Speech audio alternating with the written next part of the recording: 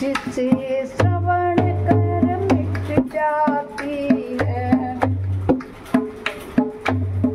जिसे श्रवण कर मिट जाती है, जन्म जन्म की व्यथा यही है शिव शंकर कथा, यही है भोले बाबा की कथा, यही शिव शंकर की कथा,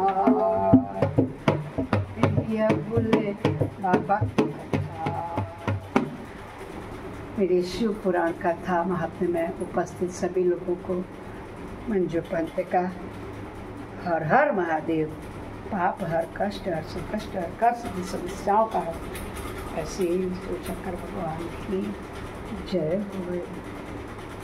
गजाननं भूत गणाधि सेवितं कपितजं भूपलचारुभक्षणं उमासुतं विनाशकारकं नमामि विघ्नेश्वर पादपङ्कजं नीलाम्बुजश्यामलकोमलाङ्गं सीता समारोपितवाम्भभागं पाणुमहासा जगचारुचापं नमामि रामं रघुवंशनाथं कर्पूरगौरं करुणावतारं संसारसारं भुजगेन्द्रहारं सदा वसन्तं हृदयारविन्दे भवं भवानी सहितं नमः। गुरुर्ब्रह्मा गुरुर्विष्णु गुरुर्देव महेश्वर गुरु साक्षात् परब्रह्मा तस्मै श्री गुरुवे नमः, तस्मै श्री गुरुवे नमः, तस्मै श्री गुरुवे नमः।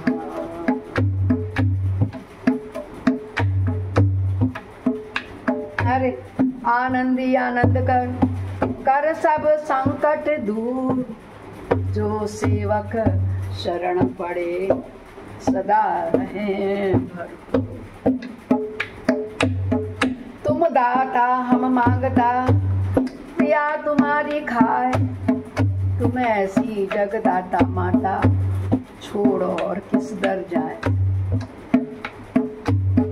सदा भवानी दाहिनी सिद्धि करें गणेश, पंचदेव रक्षा करें ब्रह्मा विष्णु महेश, ब्रह्मा विष्णु और महेश।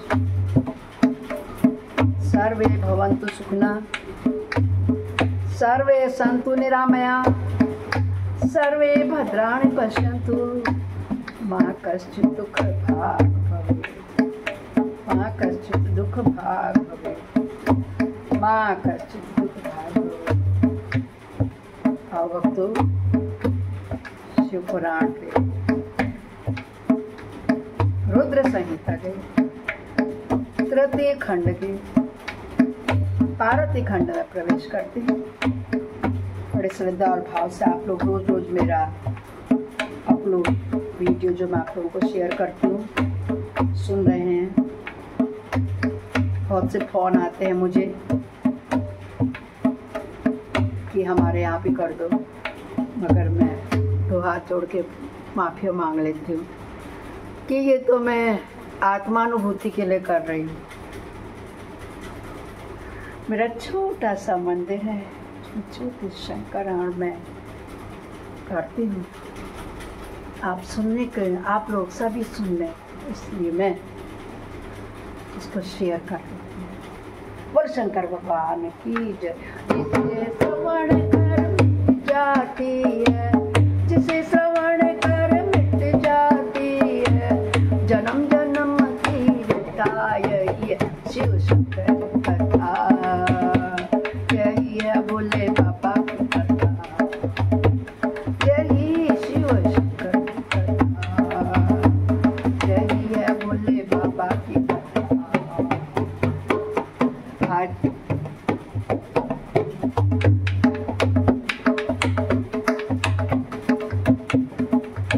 शनिवार है। ओम शम शनिश्चराय नमः, ओम शम शनिश्चराय नमः। आइए कथा में प्रवेश करते हैं। विलंब नहीं करेंगे बिल्कुल भी, आप लोगों का समय ज़्यादा नहीं लेंगे और कथा को प्रारंभ करेंगे। हर हर महादेव, हर हर महादेव। कर सभी का कल्याण, ऐसे शिव शंकर भगवान को बारंबार प्रणाम है। शंकर जिनका नाम है, कैलाश जिनका धाम है। कल मैंने आपको 24वां अध्याय सुनाया था तो मुझे याद आ। आज मैं आपको 25वें अध्याय की ओर ले जाऊंगी। ध्यान लगा के बड़े प्रेम भाव से, जितना आप प्रेम भाव से सुनेंगे ना उतना ही आपको आनंद आएगा, उतना ही आपकी समझ में आएगा। समझने के लिए बहुत ही जरूरी है कि आप कहीं भी बैठे हों, मुझे उससे फर्क नहीं पड़ता। आप लेटे हों, आप चारपाई पे पड़े हो, आप कुर्सी में बैठे हो, आप जमीन में बैठे हो, आप लेटे हो, आप कहीं गए हो, कैसी भी किसी भी स्थिति में है, बस श्रद्धा और भाव से सुन लें। यही मेरी आप लोगों से प्रार्थना है। बोलो शंकर भगवान की जय हुई, जय जय शिव शंकर भगवान, जय हुई। आज हम अध्ययन करेंगे भगवान शिव की आज्ञा से सप्तर्षियों का पार्वती के आश्रम पर जाकर के उनको शिव के विषय के अनुराग की परीक्षा करनी है। तो उनको शिव जी के प्रति ब्रह्मा विष्णु इंद्र ने तैयार तो कर लिया, तो उनको उनके प्रति प्रेम है और वो परीक्षा लेंगे। उनके आश्रम पे जाएंगे, शिव विषयक उनके अग्नि परीक्षा लेंगे और जब उनकी परीक्षा ले लेंगे तो भगवान को जाएंगे फिर वापस और सुनाएंगे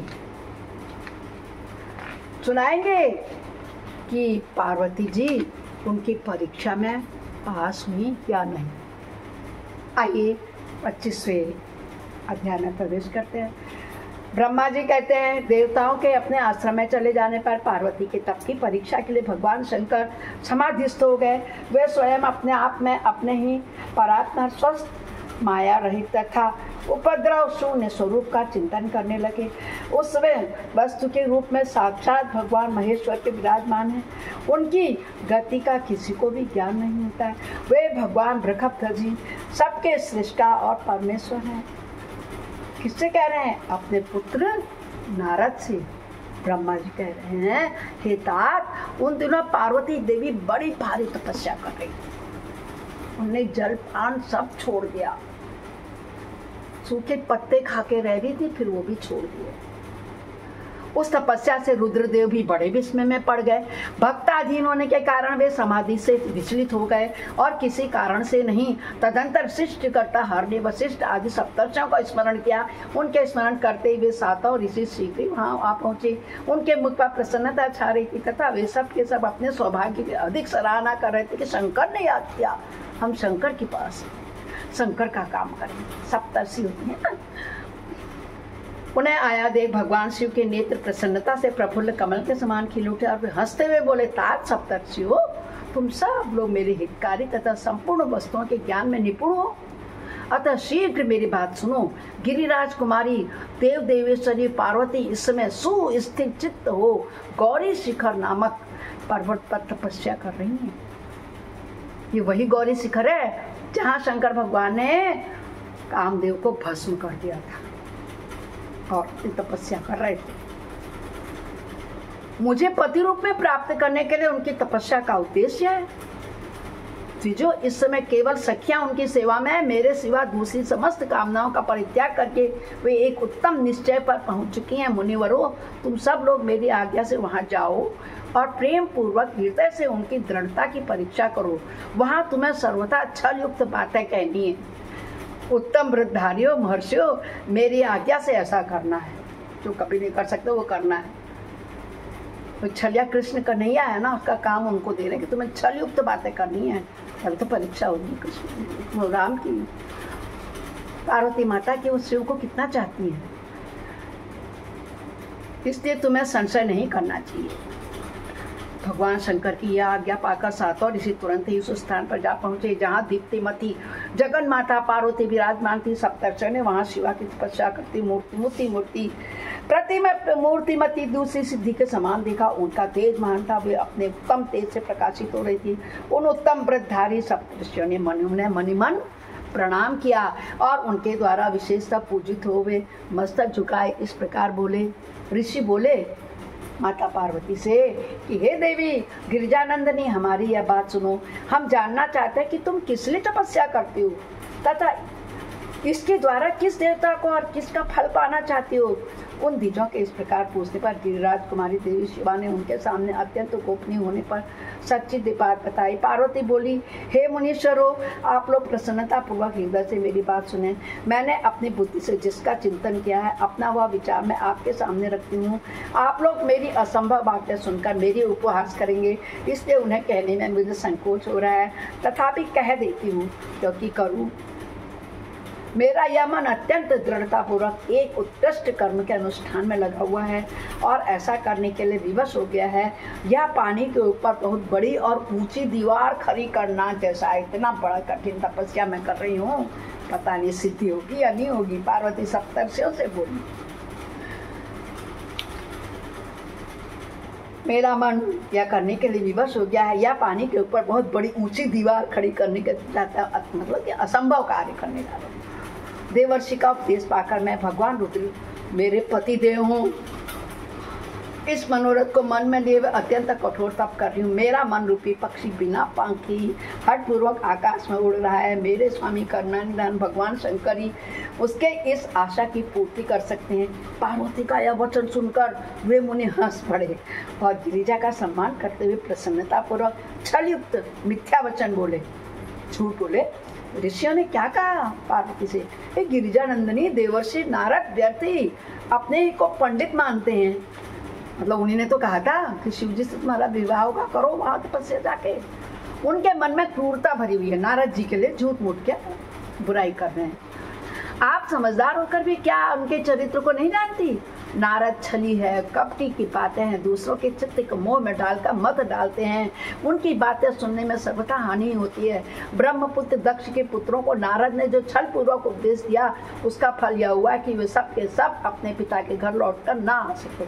यही हाल उन्होंने दक्ष के दूसरे पुत्रों को भी किया। वे भी उनके चक्कर में आकर भिखारी बन गए। विद्याधर चित्रकेतु को उन्होंने ऐसा उपदेश दिया कि उसका घर ही उजड़ गया।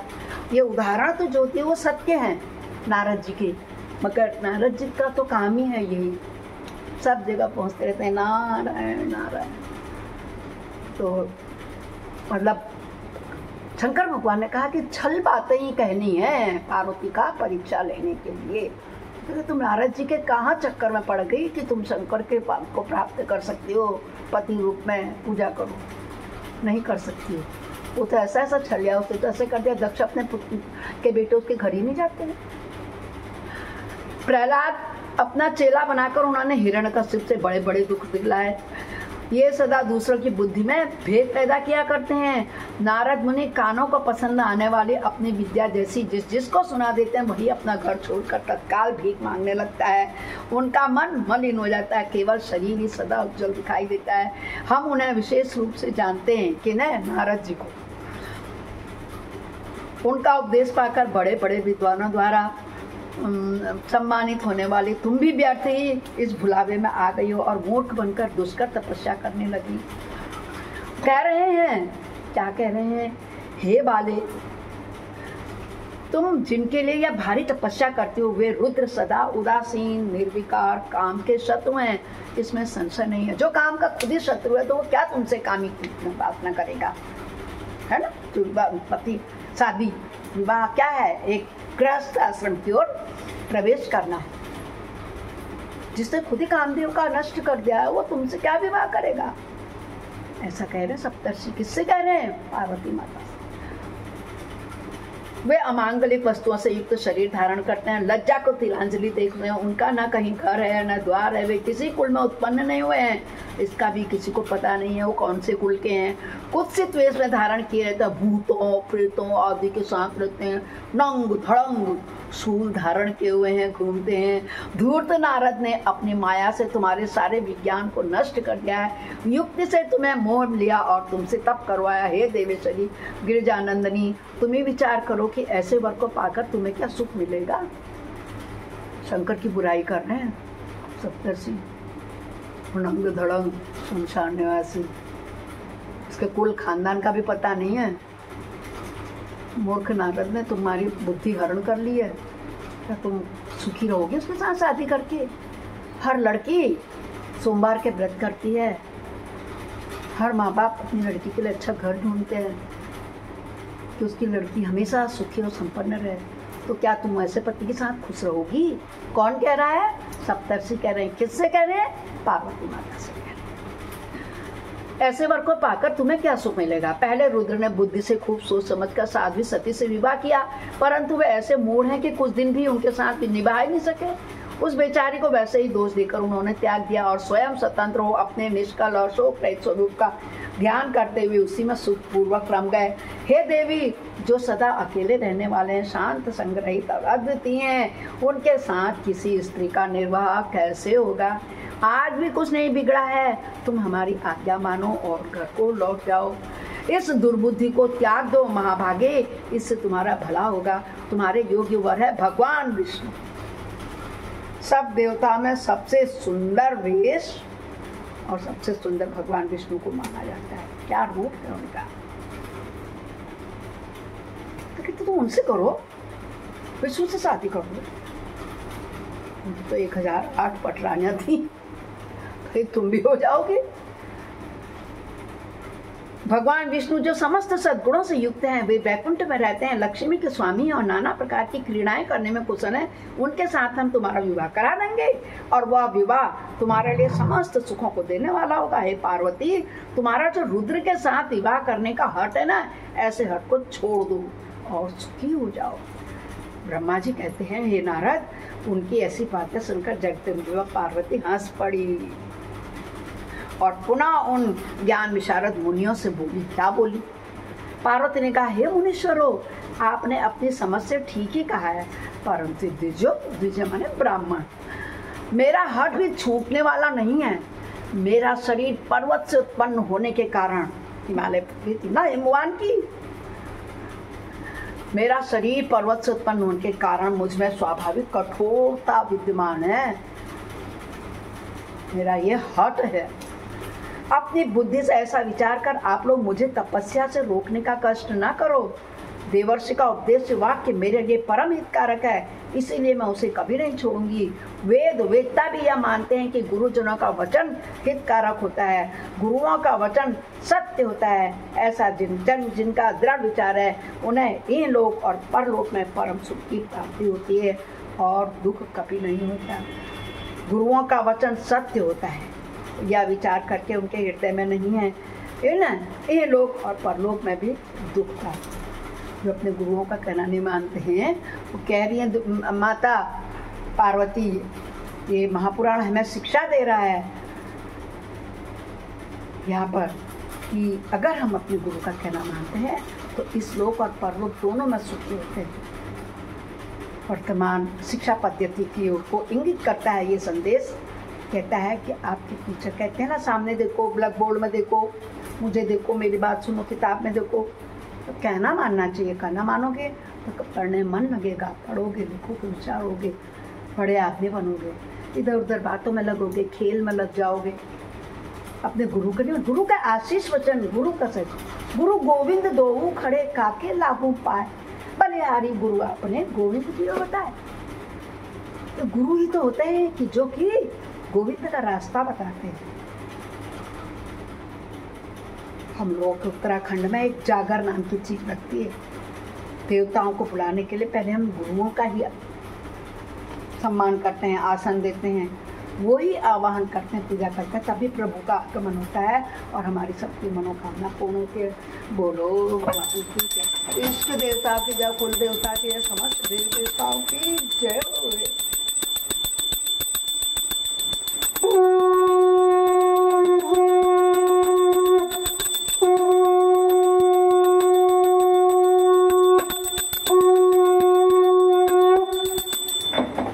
इसलिए गुरु का, अपने से बड़ों का, अपने माता पिता का जो भी कहना मानता है उसको इस लोक में, इस संसार में और परलोक में, दूसरे लोक में जाने के बाद भी सुख मिलता है। ये मैं नहीं कहती, हमारे धार्मिक ग्रंथ महापुराण कह रहे हैं। इसीलिए कहते श्रद्धा और भक्ति से प्यार से सुने, जरूरी नहीं है इसे देखना, रख दें हल्की आवाज में, आप आनंद पूर्वक। पार्वती ने सप्तर्षि ऋषियों को समझा दिया कि गुरुओं का वचन सत्य होता है, ऐसा जिनका दृढ़ विश्वास है उन्हें इहलोक और परलोक में परम सुख की प्राप्ति होती है, दुख कभी नहीं होता। गुरुओं का वचन सत्य होता है, यह विचार करके जिनके हृदय में नहीं है उनको इहलोक और परलोक में दुख प्राप्त होता है। जो नहीं मानते हैं अपने गुरु और माता पिता का कहना, अपने से बड़ों का, उनको दुख उठाना ही पड़ता है, सुख कभी नहीं मिलता है। अतः जो गुरुओं के वचन का कभी भी किस तरह भी त्याग नहीं करना चाहिए। मेरा घर बसे या उजड़ जाए, मुझे यह हट नहीं है, बस एक ही हट है कि शंकर को पति रूप में पाऊं और सदा सुख हो जाऊं। मुनिवरों, आपने जो बातें कही हैं मैं उनका आपके कहे हुए तात्पर्य से भिन्न भिन्न अर्थ समझती हूँ और उनका यहाँ संक्षेप से विवेचन प्रस्तुत करती हूँ। समझ गई हैं? जगत जननी शक्ति स्वरूपा है अभी, जिनकी हमने कल तक पूजा करी। वो कह रही मैं बताती हूँ जो आप लोगों ने मुझे कहा है, सुनिए। संक्षेप में बताऊं, आपने यह ठीक कहा कि भगवान विष्णु सद्गुणों के धाम तथा लीला बिहारी है। साथ ही आपने सदा शिव के निर्गुण कहा है। इसमें जो कारण है वह बताया जाता है। भगवान शिव साक्षात पर ब्रह्म है, अतः निर्विकार हैं। वे केवल भक्तों के लिए शरीर धारण करते हैं, फिर भी लौकिक की प्रभुता को दिखाना नहीं चाहते। अतः परम हंसों को जो प्रिय गति है उसी को वो धारण करते हैं, क्योंकि वे भगवान शंभु परमानंद इसलिए अवधूत रूप से रहते हैं। माया लिप्त जीवों को ही भूषण आदि की भूषण आदि की रुचि होती है, ब्रह्म को नहीं होती है। हमको ही होगी, आपको कि हम अच्छे अच्छे गहने आने पहने, भगवान को नहीं होती, इसलिए वो कुछ नहीं कहते हैं भाव धारण कर। बता रही है पार्वती उनको कि वो क्यों, जो आपने कह दिया नंग धड़ंग है। वो संक्षिप्त में बताया कि जो माया से लिप्त है जीव, उनको ही आभूषणों की रुचि होती है, ब्रह्म को नहीं होती। वे प्रभु गुणातीत, अजन्मा, माया रहित, अलक्ष्य गति और विराट हैं। द्विजो, भगवान शंभु किसी विशेष धर्म या जाति आदि के कारण किसी पर अनुग्रह नहीं करते। मैं गुरु की कृपा से इस शिव को यथार्थ रूप में जानती हूँ। ब्रह्मणि शिव, यदि शिव मेरे साथ विवाह नहीं करेंगे तो मैं सदा कुंवारी रहूंगी। कितना बड़ा हट, कितनी बड़ी प्रतिज्ञा की है। यहीं से आजकल की लड़कों ने सीखा होगा, शादी करूंगी तो इससे करूंगी, नहीं तो नहीं करूंगी। बोलो शंकर भगवान की जय हो। कुमारी ही रह जाऊंगी परंतु दूसरे के साथ विवाह नहीं करूंगी। यह मैं सत्य सत्य कहती हूँ। यदि सूर्य पश्चिम दिशा में उगने लगे, मेरु पर्वत अपने स्थान से विचलित हो जाए, अग्नि शीतलता अपना ले तथा कमल पर्वत शिखर की शिला के ऊपर खिलने लगे, तो भी मेरा हट छूट नहीं सकता। यह मैं सच्ची बात कहती हूँ, अर्थात अनहोनी हो जाए। जल में कमल खिलता है, पर्वत पे हो जाए, अग्नि गर्म देती है और शीतलता देने लगे, और मेरु पर्वत स्थिर है, उसी उसको मेरु पर्वत कहते हैं। वो चाहे हिल जाए अपनी जगह से, मगर मेरा हट छूटने वाला नहीं है। यह मैं सच्ची बात कहती हूँ। अब ब्रह्मा जी नारद जी से कह रहे हैं। ऐसा कहकर उन मुनियों को प्रणाम करके गिरिराज कुमारी पार्वती निर्विकार चित्त से शिव का स्मरण करती हुई फिर चुप हो गई। इस प्रकार गिरिजा के उस उत्तम निश्चय को जानकर वे सप्तर्षि उनकी जय जयकार करने लगे। उन्होंने पार्वती को उत्तम आशीर्वाद दिया। मुने गिरिजा देवी की परीक्षा करने वाले उस 7 और ऋषियों को प्रणाम करके प्रसन्न चित्त वो शीघ्र ही भगवान शिव के स्थान को चले गए। वहाँ पहुंचकर शिव को उन्होंने मस्तक नवाकर सारा वृत्तांत निवेदन करके सुना दिया। उनकी आज्ञा ले वे पुनः सादर स्वर्गलोक को चले गए। बोलो शंकर भगवान, यही शिवा, यही शिवानी, यही दुर्गा, यही काली, यही शक्ति माया। बोलो शंकर भगवान की जय हो। भक्तों, इस प्रकार आज हमारा अध्याय 25वां पूर्ण हुआ। कथा को यहीं पर विश्राम देते हैं और अपनी वाणी को मैं विश्राम दे रही हूँ, इसलिए आप लोगों से हर हर महादेव कहती हूँ। शंकर भगवान की जय कहती हूँ। हर हर हर महादेव।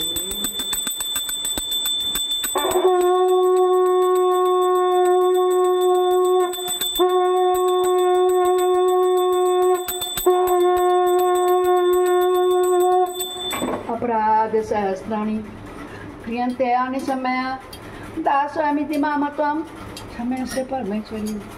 आवाहनं न जानामि विसर्जनं पूजां च न जानामि क्षम्यतां परमेश्वरी। मन्त्रहीनं क्रियाहीनं भक्तिहीनं श्रेष्ठे यद् पूजितं मया परिपूर्णं तदक्षमे। आप सभी लोगों को बहुत बहुत धन्यवाद। शंकर भगवान सबकी मनोकामना पूर्ण करें। कल फिर मिलते हैं नए अध्याय के साथ। तब तक हर हर महादेव। पाप हर कष्ट हर संकष्ट हर कर सभी समस्याओं का हर शंकर भगवान जय हो।